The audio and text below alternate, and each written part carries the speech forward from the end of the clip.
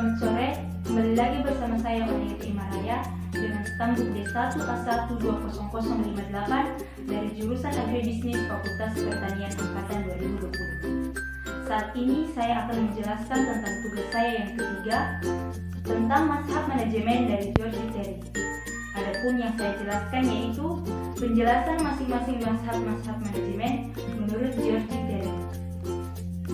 George Terry adalah orang yang dianggap penting dalam manajemen modern. Ia sangat dikenal melalui buku legendarisnya yang berjudul Principles of Management.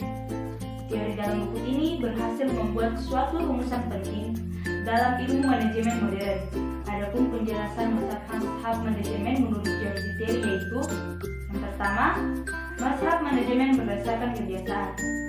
Menurut mazhab ini, memimpin, mengatur, mengambil keputusan, pemecahan penyelesaian masalah hanya berdasarkan atas kebiasaan-kebiasaan yang telah dilakukan oleh pihak-pihak lain, sehingga tidak menimbulkan kreasi-kreasi baru dan menghilangkan daya pikir dan kreativitas. Yang kedua tentang mazhab manajemen ilmiah. Menurut mazhab ini, penyelesaian masalah, pengambilan keputusan, memimpin atau mengatur dilakukan berdasarkan metode-metode ilmiah yang memverifikasi atau menolak asumsi-asumsi dengan jalan melaksanakan eksperimen secara terkendali. Yang ketiga, mazhab perilaku. Dalam mazhab ini, titik tolak penting tindakan manajemen adalah perilaku manusia. Manajer harus menyadari bahwa manajemen tidaklah dilakukan sendiri. Justru manajerlah yang harus menyebabkan orang lain melakukannya, berdedikasi dan berpartisipasi tinggal untuk menyelesaikan tugas-tugasnya, sehingga menekankan kepada pemimpin agar seorang manajer itu harus lebih mengetahui perilaku, keinginan, dan kebutuhan para bawahannya. Yang keempat, mazhab sosial. Menurut mazhab ini, manajemen dianggap merupakan suatu sistem sosial dan sistem hubungan kultural. Mazhab ini berorientasi pada sosiologi dan mempersoalkan pengidentifikasian berbagai kelompok sosial maupun hubungan kulturalnya. Kelima yaitu mazhab manajemen sistem. Dalam mazhab ini, sistem-sistem merupakan intisarinya. Untuk itu, dalam memenuhi tuntunan efisiensi dan efektivitas kerja, setiap petugas diperlukan adanya sistem kerja up-to-date, tepat guna serta sesuai dengan kondisi setempat. Yang keenam yaitu mazhab manajemen berdasarkan keputusan-keputusan. Memiliki titik berat pada keputusan-keputusan manajerial atau sebuah keputusan itu merupakan tugas utama seorang manajer.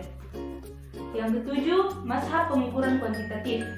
Penganut mazhab ini menyatakan bahwa manajemen adalah sebuah identitas logis yang tindakan-tindakannya dapat dinyatakan dalam sebuah simbol matematis, hubungan-hubungan matematis, dan data-data yang dapat diukur.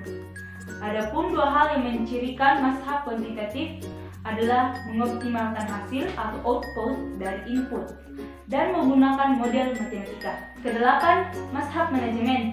Para penganut mazhab ini menganggap bahwa manajemen merupakan serangkaian aktivitas yang terdiri dari subaktivitas tertentu. Serangkaian aktivitas ini dilakukan dalam fungsi-fungsi manajemen yang merupakan sebuah proses unik, yakni proses manajemen. Yang terakhir adalah tentang mazhab manajemen menurut keadaan. Para penganut mazhab ini melihat kemungkinan-kemungkinan peristiwa yang mungkin terjadi merupakan hal penting yang harus dipertimbangkan dalam mempelajari organisasi dan manajemen.